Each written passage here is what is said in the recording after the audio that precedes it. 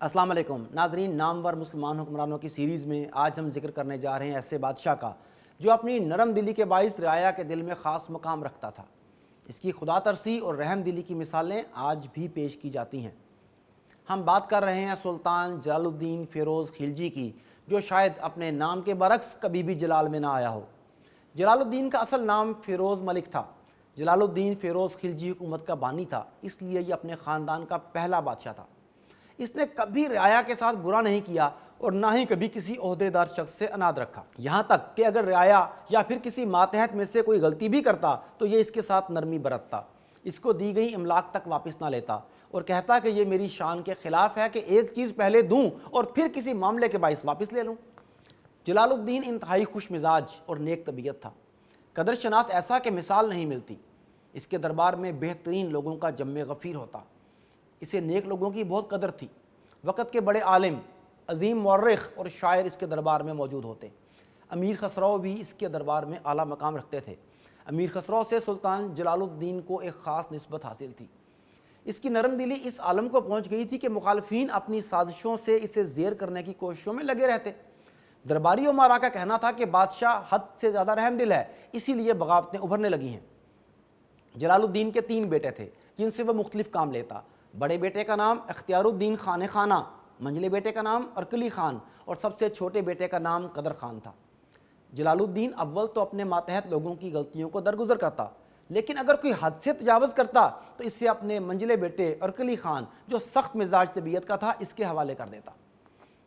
ناظرین، اس نے آغاز میں مملوک خاندان کے ماتحت ملازمت اختیار کی، مگر بعد ازاں وہ سلطان معز الدین کیقوباد کے انتہائی قریبی لوگوں میں شمار ہونے لگا۔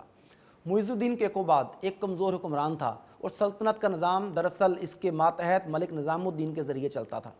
نظام الدین کو کچھ حریف افسران نے زہر دے کر مار ڈالا تو کیقوباد نے جلال الدین کو سمانہ سے دہلی طلب کیا، اسے شائستہ خان کا لقب دیا اور نظام الدین کے تمام اختیار اسے سونپ دیے۔ یوں جلال الدین کو باران کا گورنر بنا دیا گیا۔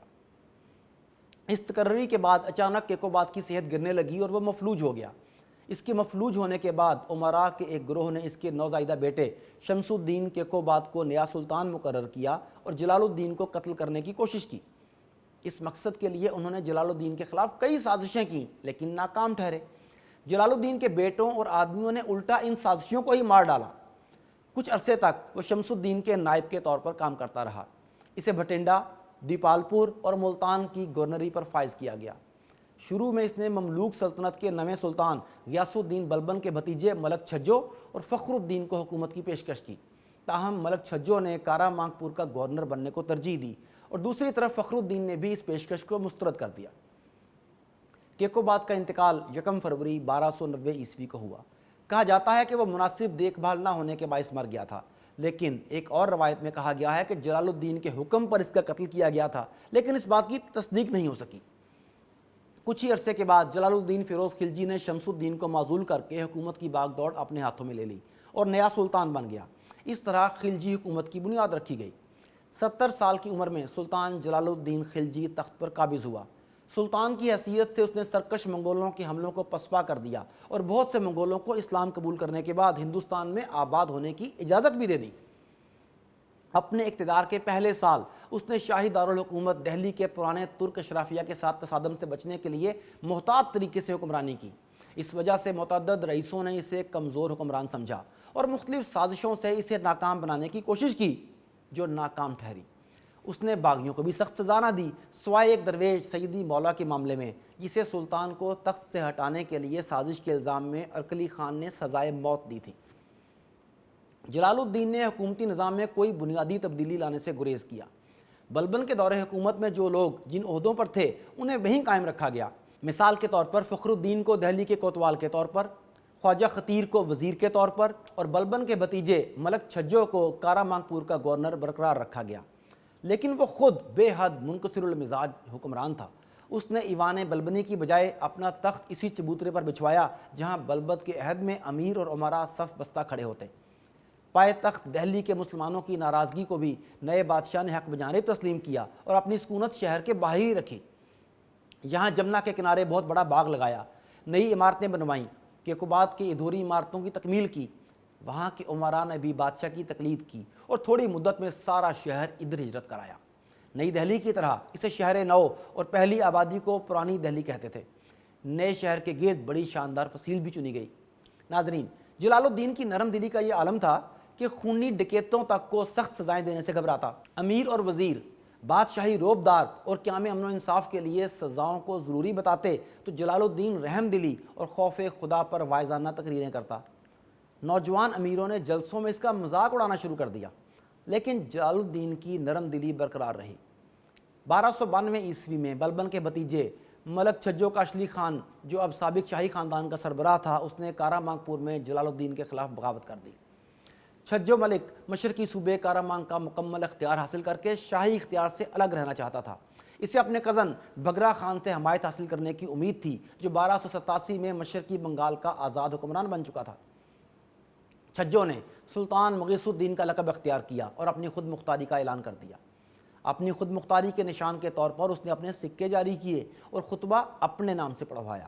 اسے بہت سے امیر امراء کی حمایت حاصل ہو گئی، جس کے باعث اس کے حوصلے مزید بلند ہو گئے۔ اب اس کے پاس جلال الدین سے زیادہ حمایتیں جمع ہو چکی تھیں۔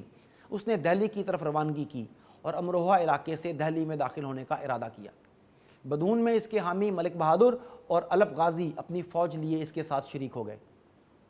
جلال الدین کو اس بغاوت کی خبر ملی تو اس نے اپنے بیٹے ارکلی خان کی قیادت میں ایک لشکر مقابلے کے لیے روانہ کیا۔ اس جنگ میں ملک چھجو کو بری طرح شکست ہوئی اور اس کے بہت سے امراء قیدی بنا لیے گئے۔ ہندو باغیوں کو پھانسی پر چڑھایا گیا، جبکہ مسلمان باغیوں کو غلاموں کے طور پر فروخت کر دیا گیا۔ ملک چھجو فرار ہونے کے بعد گرفتار ہوا، لیکن جلال الدین اتنا اعلیٰ ظرف اور رحم دل بادشاہ تھا کہ اس نے بجائے اسے قتل کروانے کے ملتان بھجوا دیا اور وہاں کے حاکم کو حکم دیا کہ ملک چھجو اور اس کے اہل خانہ کے لیے ایک عمدہ مکان اور اس کی خاطرداری اور شاہانہ گزر بسر کا انتظام کیا جائے۔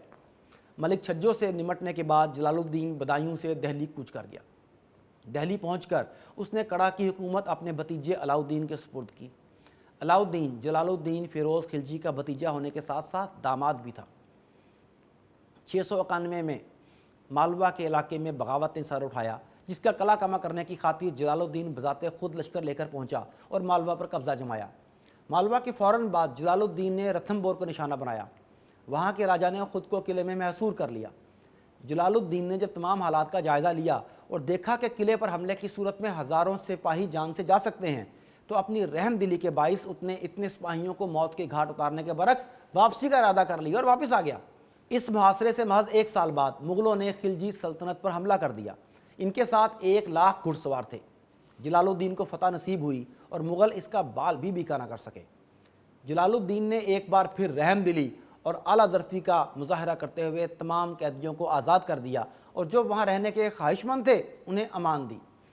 694 ہجری میں جلال الدین کے بھتیجے علاؤالدین نے رام دیو کو شکست دی اور دیو گڑھ فتح کر لیا۔